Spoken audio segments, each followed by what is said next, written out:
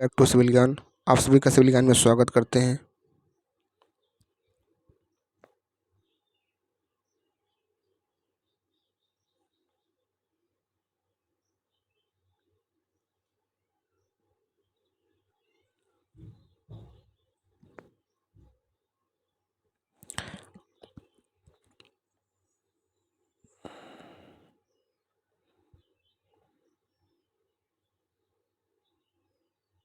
तो बात करते हैं हम कि किस तरीके से आपको इस फॉर्म को फिलअप करना है। ठीक है, तो एसएससी जेई का फॉर्म आपका आ चुका है, बहुत से लोगों ने फॉर्म को फिल भी कर दिया होगा। ठीक है, तो उसी को लेकर हम बात करने वाले हैं कि आपको जैसे इसमें कुछ चीज़ें होती हैं, ओबीसी सर्टिफिकेट को लेकर के बहुत से लोगों में डाउट होता है कि किस तरीके से ये आपका रहने वाला है। तो सारी बातें हम लोग यहाँ पे चर्चा कर लेते हैं कि आपके फॉर्म को किस तरीके से भरा जाएगा। तो फॉर्म तो आप लोग भरना तो जानते ही हैं, पर यहाँ पे हम बात करेंगे ओबीसी और ईडब्ल्यूएस सर्टिफिकेट को लेकर के, जो सबसे बड़ी दिक्कत यहीं पे आती है, और फ़ोटो और साइन के बारे में। ताकि अगर फ़ोटो आपका सही नहीं होगा तो आपका फॉर्म रिजेक्ट हो जाएगा। बहुत से लोगों का फॉर्म अगली बार 2022 में रिजेक्ट हुआ था, तो इस बार ये गलती मत करिएगा। मैंने आप लोगों से कहा था कि पूरी मैं डिटेल जब पढ़ लूँगा तो आपको ज़रूर एक इन्फॉर्मेशन वीडियो दे दूँगा कि हाँ, कहाँ पे क्या चीज़ें बन रहने वाली हैं। तो उसी वीडियो की सीरीज़ में मैंने पहली वीडियो बना दी है, आज स्टार्ट की है। तो एक ही वीडियो आएगी, ज़्यादा कोई वीडियो नहीं आने वाली, क्योंकि इस बार ज़्यादा कुछ ऐसा नोटिस दिया नहीं है। तो हम लोग चलो पढ़ लेते हैं, देख लेते हैं, आपको दिखा देते हैं कि क्या चीज़ें लिखी हुई हैं। फर्स्ट ऑफ ऑल सबसे पहला पेज ये होता है। तो यहाँ पे इंपॉर्टेंट इन्फॉर्मेशन ये रहने वाली है कि date of submission of online application आपका जो 26 जुलाई से स्टार्ट हुआ था, और 16 अगर आपका जो है अगस्त तक ये फॉर्म भरने वाला है। 16 अगस्त तक आप फॉर्म भर सकते हो। Last date and time for receipt of the online 16/8/2023 तक, मतलब 16/8/2023 तक रात 11 बजे तक आप इस फॉर्म को भर सकते हो। ठीक है, तो आप इस फॉर्म को रात 11 बजे तक भर सकते हो। उसके बाद जो विंडो एप्लीकेशन ओपन होगी करेक्शन के लिए, वो आपको 17 तारीख को देखने को मिलेगी। 18 लगभग 24 घंटे के लिए आपकी ओपन होगी विंडो करेक्शन के लिए। और जो शेड्यूल दे दिया है कंप्यूटर बेस्ड एग्जाम का, अक्टूबर 2023 में दिया है। तो ये मान के चलो आपका अक्टूबर में एग्ज़ाम हो जाएगा। टेंटेटिव जो शेड्यूल 1 दिया है तो उसी हिसाब से रहने वाला। तो ये इंपॉर्टेंट इन्फॉर्मेशन है, इसी 16 अगस्त से पहले आपको फॉर्म को भर देना है। ठीक है, तो इस बात को ध्यान रखते हुए आगे हम बढ़ते हैं। यहाँ पे अब डिपार्टमेंट दे रखा है कि अगर मान लो बॉर्डर बीआरओ में है तो सेंट्रल एजुकेशन क्वालिफिकेशन क्या होनी चाहिए, एज लिमिट कितनी उसकी है, 30 साल तक है। Junior engineer civil, junior engineer mechanical engineering के लिए है।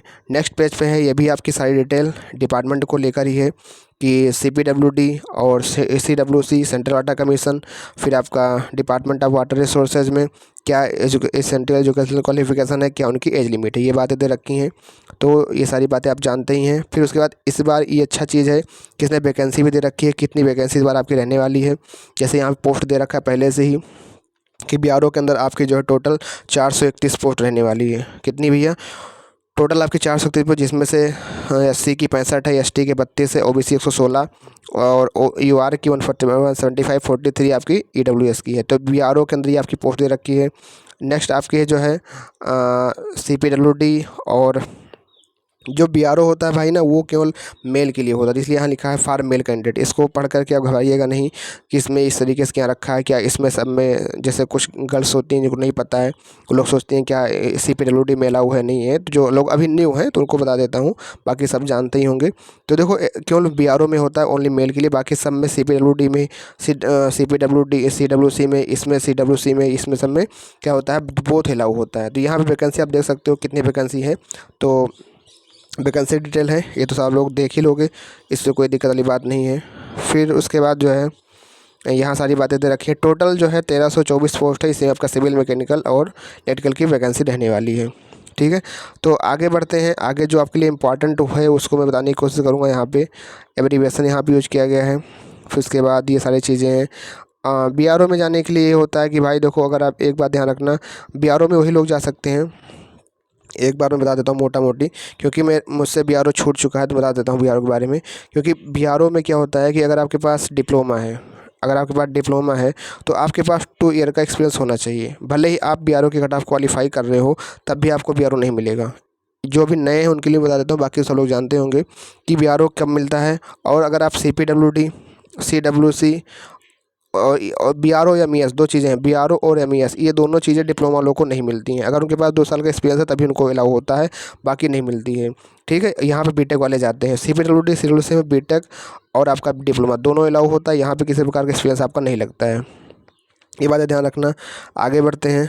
आगे यहाँ पे फिर जो है एज लिमिट रखा है कि crucial date for age recog is fixed 1/8/2023 is according to with the provision of data. मतलब कि आपकी जो डेट है इस बार दे रखा है कि for the post of for which age limit up to 30 year, मतलब जिनकी एज लिमिट 30 ईयर है तो candidate must have been born not earlier than 2/8/1993, मतलब कि जो है 2/8/1993 से पहले की ना हो और ना हो 1/8/2005 के बाद की ना हो। अगर 32 साल के लिए एज लिमिट है तो इसके लिए आपका उससे 2/1991 पहले की ना हो या 5 के बाद की ना हो, तो इस बेच में होनी चाहिए आपकी एज लिमिट। ठीक है, इस बार दे रखा है। और एज रिलैक्सेशन का यहाँ पे दे रखा है कि SC/ST होगा तो 5 साल होगा, OBC का 3 साल के लिए एज रिलैक्सेशन यहाँ पे मिलने वाला है। तो ये सारी बातें यहाँ पे एज रिलैक्सेशन के बारे में दे रखी हैं। ठीक है, तो ये सारी इंपॉर्टेंट आपके लिए जानकारी हो सकती है। आगे बढ़ते हैं। आगे जो चीज़ें दे रखी हैं, ठीक है, वैसे तो इसमें बहुत सारी चीज़ें हैं पर आपको उन्हीं चीज़ों को बता रहा हूँ जो आपके लिए इम्पोर्टेंट हैं। एक्स सर्विसमैन के लिए यहाँ पे बातें दे रखी हैं, एक्स सर्विसमैन के बारे में है। ठीक है, जो लोग एक्स सर्विसमैन उनके लिए यहाँ पे है इम्पॉर्टेंट चीज़ें। और फिर यहाँ पे process of certification and format of certificate, जो आपका फॉर्मेट होगा सर्टिफिकेट, जो बहुत से लोग परेशान होते हैं कि सर हमारा सर्टिफिकेट का फॉर्मेट कैसे होगा, जो हमारा सर्टिफिकेट OBC या EWS का होगा वो किस तरीके से होगा, जो लोग चाहते हैं तो उनको बता देता हूँ कि जो आपका क्या कहते हैं, जो आपका मतलब बनता है, जैसे कि यहाँ पे देखो डेट में दे देता हूँ। जैसे कि आप आजकल क्या है कि जो आपका जनसेवा पे बनता है, जनसेवा पे जो फॉर्मेट वो लोग बना के देते हैं वो सेंट्रल गवर्नमेंट का होता है। ऐसा नहीं है कि उनके पास सेंट्रल का होता है, स्टेट गवर्नमेंट का भी होता है। तो आप जो है सेंट्रल गवर्नमेंट के बना सकते हो, पर BRO में सॉरी जो आपका SSC है वो SSC में आपको सेंट्रल वाला ही लगता है। इस बात को ध्यान रखना, SSC में आपका जो है सेंट्रल वाला ही लगता है और वहाँ पे स्टेट गवर्नमेंट का नहीं चलता है। ठीक है, तो आप सेंट्रल वाला ही बनवाइएगा। अगर आपके पास अभी नहीं बना है तो आप लोग अभी फॉर्म भर दीजिए। इसमें जो चीज़ें यहाँ पे लिखी हैं वो उनको दिखा देता हूँ कि किस तारीख से किस तारीख की डेट में होनी चाहिए। तो यहाँ पे लिखा हुआ है a person seeking appointment on the basic of, अगर एक कोई व्यक्ति चाहता है कि वो EWS इंश्योर करे तो ही /C process the income and asset certificate valid for the financial year 2023-24, मतलब कि फाइनेंशियल ईयर के बीच का आपका होना चाहिए। जैसे कि आपने अभी मैंने आपको बताया था अभी कोई वैकेंसी आई थी, उसमें मैंने कहा था कि अप्रैल 2023 के बाद का होना चाहिए। तो अगर जिन लोगों ने बनवाया था अप्रैल 2023 के बाद का तो वो उनके लिए बिल्कुल सही है, वो यहाँ पे काम कर जाएगा। ठीक है, on the basic of income for the financial 2022-23, मतलब 2022-23 के अकॉर्डिंग जो आपने बनवाया था तो उसके हिसाब से आपका जो है 2023-24 का होना चाहिए, मतलब नया अप्रैल 1 अप्रैल 2023 के बाद का होना चाहिए फाइनेंशियल ईयर, आपको पता है। ठीक है, तो ये फाइनेंशियल 1 अप्रैल 31 मार्च से आपका 1 अप्रैल के बीच में आपका फाइनेंशियल ईयर जोड़ा जाता है इंडिया में। तो ये आपका जो फाइनेंशियल ईयर का होना चाहिए वो आपका भाई वो आपका जो है अप्रैल 2023 के बाद का होना चाहिए। ठीक है, ये बातें यहाँ पे दे रखी हैं।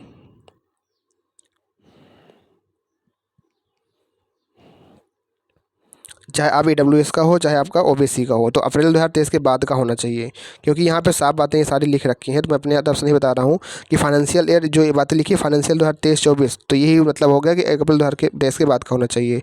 उसके बाद candidate may also note their candidature will remain provisional until the veracity of the certification, मतलब अगर आप किसी तरीके से अगर अपने OBC ST होने का दावा मतलब कोई सर्टिफिकेट ऐसा नहीं पेश कर सकते हो तो आपको प्रोविजनल कर दिया जाएगा।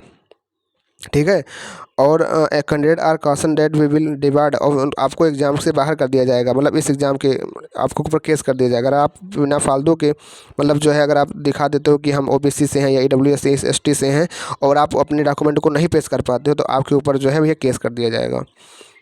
ठीक है, और यहाँ पे देखो क्रूशियल डेट लिखा crucial date for claim of SC ST OBC EWS PWBD ESM ex serviceman status or any other benefit विजार्ड fee concession reservation age relaxation etcetera where not specified otherwise will with the closing date for receipt of online application, मतलब कि 18 अगस्त के पहले का होना चाहिए। ऐसा नहीं कि आपने जो है OBC सर्टिफिकेट यहाँ पे भर दिया कि हम OBC से हैं, अब बाद में 18 अगस्त के बाद बनवा के लेके आ गए हो तो भी आपका नहीं माना जाएगा। क्रूशियल डेट जो होनी चाहिए जो आपका ओबीसी का क्रूशियल डेट होगा वो 18 अगस्त मतलब कि क्लोजिंग डेट के पहले का आपका बना होना चाहिए, ना कि जो है 18 अगस्त के बाद का। तो अगर आप जिन भाई के पास अभी नहीं है अभी फॉर्म भर दो, अभी आपके पास वक्त है, भर दोगे तो आपका बन जाएगा 18 अगस्त के पहले पहले का। सेंट्रल का भरवाना, सेंट्रल का आपको परेशान मत हो, किसी से मत कहो कि सेंट्रल का फॉर्मेट मुझे भेज दो, ऐसा नहीं है। हर स्टेट का अलग अलग होता है, वो अलाउ हो जाता है, थोड़ा बहुत उसमें चेंजेस रहते हैं, वो अलाउ हो जाता है।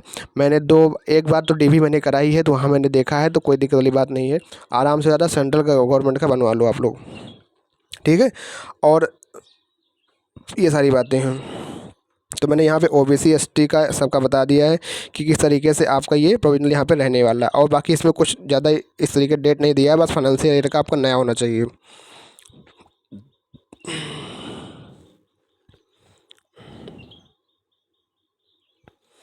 और सारी बातें, how to apply an application fee, देखो आप कैसे अप्लाई करो। एप्लीकेशन फ़ी आपको पता है 100 रुपये ही है। सबसे पहले अगर आप नए हैं तो आपको पहले रजिस्ट्रेशन करना पड़ेगा, आपका एक लॉगिन आईडी बनेगी, वो सब बनेगा। पर आप नए नहीं हैं, पुराने हैं, तो आपको ओल्ड वाले रजिस्ट्रेशन नंबर से आपका हो जाएगा। आपकी जो साइज़ की फ़ोटोग्राफ होगी 20 KB से होनी चाहिए, 50 KB के बीच में होनी चाहिए। फ़ोटोग्राफ की साइज़ रखी है, ठीक है, यहाँ पे कि फ़ोटोग्राफ का साइज़ किस तरीके से होना चाहिए। और यहाँ पे सुप्रीम कोर्ट के आर्डर के अनुसार कहा कि photograph of the candidate should not be more than 3 month old from the publication of notice. The examination photograph should be without cap spectacles. The format view of the face should be clearly visual.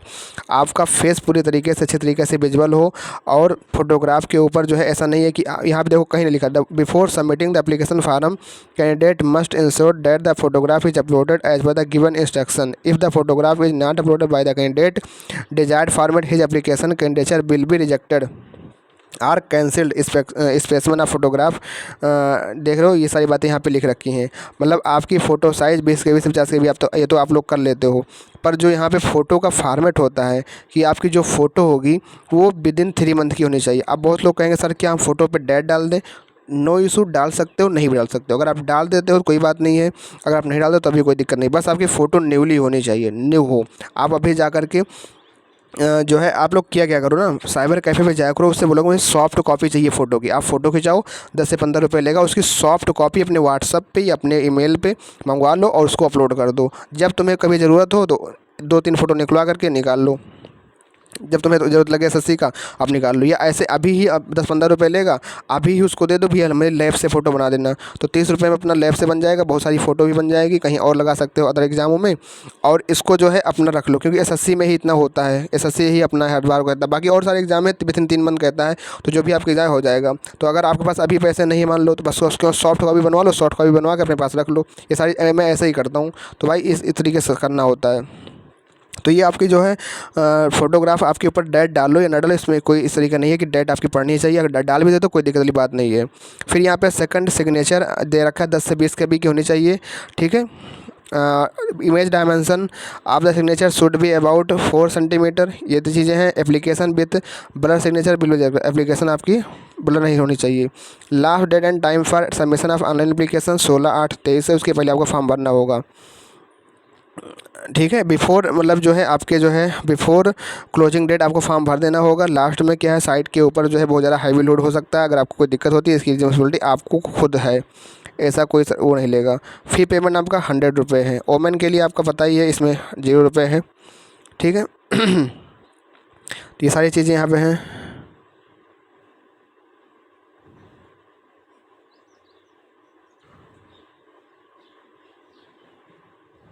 अगर आप form भर देते हो, payment कर देते हो, अगर आपका पेमेंट सक्सेसफुली हो जाता है तो आपको वहाँ पे दिखाएगा सक्सेसफुली हो जाएगा। पर अगर स्टेटस में आपको दिखा रहा है incomplete and this printed on the top of the application form, further status of fee payment can be verified at the payment status link provided in the candidate login screen. Such application which remain incomplete due to a non-receipt of the fee will be summarily rejected and no request for consideration of such application fee payment after the period is specified and notice of examination shall be intended। समझ रहे हो ना? एक बार आपकी fees जो है आपने payment कर दिया, पर अगर किसी कारणवश से आपका पेमेंट नहीं हो पाया, अनसक्सेसफुल हो गया और आपने बाद में फ़ी को पेमेंट नहीं किया, कहने का मतलब यही है कि अगर आपने एक बार फ़ी कटवाई और फ़ी पेमेंट करने पर आपका फ़ी पेमेंट नहीं हुआ, किसी कारणवश से फ़ी पेमेंट नहीं हो पाया, तो आपको दोबारा फ़ी पेमेंट करना पड़ेगा। अदरवाइज़ अगर आप बाद में केस करोगे कि सर मैंने पेमेंट किया था, तो ऐसा कुछ होने वाला नहीं है। ठीक है, एक बार आपकी फ़ी जो है फ़ी इसमें रिफंडेड नहीं होगी, ये भी बातें दे रखी हैं। विंडो एप्लीकेशन आपका करेक्शन दे रखा है, ये चीज़ें 17 को विंडो एप्लीकेशन होगा। ठीक है, तो ये सारी बातें रहने वाली हैं करेक्शन। और फिर उसके बाद दे रखा है एग्जामिनेशन सेंटर कहाँ रहने वाला है, तो ये सारी चीज़ें हैं। अपना एग्जामिनेशन सेंटर आप देख सकते हो कि सेंट्रल रीजन का कहाँ पे जाता है। सेंट्रल रीजन का आपका जो है बिहार और उत्तर प्रदेश वाले आते हैं, यहाँ पे भागलपुर है, दरभंगा है, मुजफ्फरपुर, पटना, आगरा, गोरखपुर, कानपुर, लखनऊ, झांसी, मेरठ, वाराणसी, सीतापुर, इन सभी जगहों पे आपका ये जो है सेंट्रल रीजन का जाता है। बाकी आप लोग अलग अलग रीजन का अपना अपना देख सकते हो। सेंट्रल का हो जाता है। फिर अब देखो थोड़ा एग्ज़ाम का पैटर्न में यहाँ पे चेंजेस हुए हैं इस बार। तो एग्ज़ाम का पैटर्न क्या चेंज रहने वाला वो आप देख लीजिए। इसमें पहले क्या होता था कि पेपर 1 आपका CBT होता था और पेपर 2 जो होता था वो सब्जेक्टिव होता था, वहाँ पे लिखना पड़ता था, कॉपी मिलती थी उसमें आपको लिखना पड़ता था। इस बार ऐसा नहीं है। इसमें क्या हुआ है कि इस बार आपको पेपर 1 में आपको 50 नंबर की रीजनिंग हो तो सेम पैटर्न है, जनरल अवेयरनेस आपके सेम पैटर्न है, पर 100 नंबर का टेक्निकली भी सेम पैटर्न है। पेपर 1 तो सेम पैटर्न का है, पर नेगेटिव मार्किंग जो है वो 1/4 के स्थान पे 1/3 कर दी गई है, इस बात को ध्यान रखना। और सेकंड एग्जाम में क्या कर दिया गया है, जो आपका पहले पेपर होता था लिखने वाला, वो अब जो यहाँ पे है 100 क्वेश्चन होगा, पर एक क्वेश्चन 3 नंबर का रहने वाला है। और इसमें भी नेगेटिव मार्किंग 1/3 कर दी गई है और ये MCQ टाइप से कर दिया गया। पहले क्या होता था लिखने के लिए आपका आता था, पर अभी ये MCQ टाइप से कर दिया गया, इसको भी आपको ध्यान रखना है। ठीक है, दोनों पेपर आपका paper 1 paper 2 both are objective. Paper 1 paper 2 consider objective type multiple choice question और there will be negative marking equal to 1/3 of the mark allotted the question to for each wrong answer. Paper 1 paper 2 मतलब paper 1 paper 2 दोनों में आपको negative marking 1/3 की देखने को मिलेगी। ठीक है भाई, तो इस तरीक़े को आपको ध्यान रखना होगा। और ऐसा नहीं है कि हाँ पेपर 1 का अलग बनेगा, पेपर 1 पेपर 2 जिस तरह पहले होता था वैसे ही आपका पेपर 1 पेपर 2 पूरा रहने वाला है। तो यहाँ पे सारे सिलेबस रखे हैं, ये आपको रीजनिंग में क्या चीज़ें पढ़नी है, जनरल अवेयरनेस में क्या चीज़ें पढ़नी है आप देख सकते हो PDF में। ये आपका सिविल इंजीनियरिंग का पार्ट है, सिविल क्या क्या चीज़ें पढ़नी है, ये सारी चीज़ें हैं। आगे बढ़ते हैं, यहाँ पर आपके लिए सारी चीज़ें रखी हैं सिलेबस के बारे में। आपका सिलेबस आप देख सकते हो।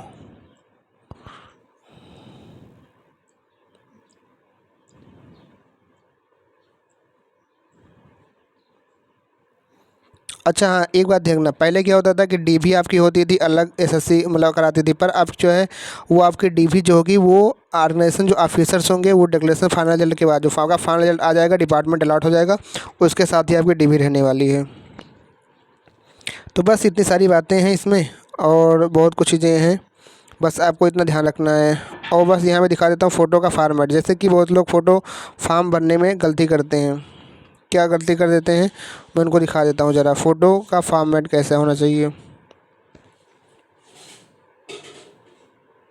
ये देख लीजिए, आप फॉर्म भरते समय ऐसी फ़ोटो आपके पास होनी चाहिए, सैम्पल फ़ोटोग्राफ, ये आपका एक्सेप्टेबल फ़ोटोग्राफ इस तरीके से आपका फ़ोटो होना चाहिए। पर आपने फॉर्म भरा, पता ना लगा कैसे ये ग्रीन टाइप से हो गया, ये भी नहीं अपलोड होगा। आधा फ़ोटो यहाँ पे चेहरा पूरा नहीं आ रहा है, ये भी फ़ोटो टोपी लगा फ़ोटो ये भी नहीं आपका अलाउ होगा। ये आपकी ब्लड फ़ोटो आ गई है, डॉट ज़्यादा हो गई है, विद गूगल आपने कर दिया है। ठीक है, फिर ये आपने फ़ोटो अपलोड किया, पता लगा उसमें उल्टा था, उसमें उल्टा ही अपलोड कर दिया। स्मॉल इस तरीके से टू डार्क विथ स्पेक्टलेस कर रहे हैं, देख रहे हो। तो ये सारी चीज़ें जो हैं आपका नहीं होना चाहिए। फेसिंग साइड वे, आप साइड में देख रहे हो, टू स्मॉल कर दिए हो, विथ स्पेक्टलेस कर दिए हो। तो ये सारी चीज़ें आपको ध्यान में रख करके अपनी फ़ोटो को अपलोड करना होगा। ठीक है, सिंपल तरीके से एक फ़ोटो आप अपलोड करो यार, कोई दिक्कत वाली बात, आराम से करो, एक बार 2 बार उसको देख लो तब जाकर फाइल सबमिट करो।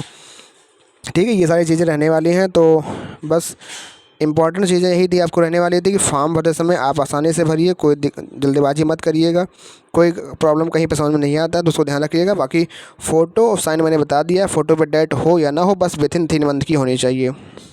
ठीक है, और ये बात को ध्यान रखना। दूसरी बात जो है आपका जो OBC सर्टिफिकेट होगा और EWS सर्टिफिकेट होगा वो फाइनेंशियल ईयर नए फाइनेंशियल ईयर का होना चाहिए 2023-24 का, और वो 18 अगस्त से पहले के पहले का होना चाहिए। ठीक, इतनी बातें ध्यान रखना। मिलते हैं फिर एक नेक्स्ट वीडियो में, तब तक के लिए थैंक यू, जय हिंद, जय Bharat, take care, bye bye, love you.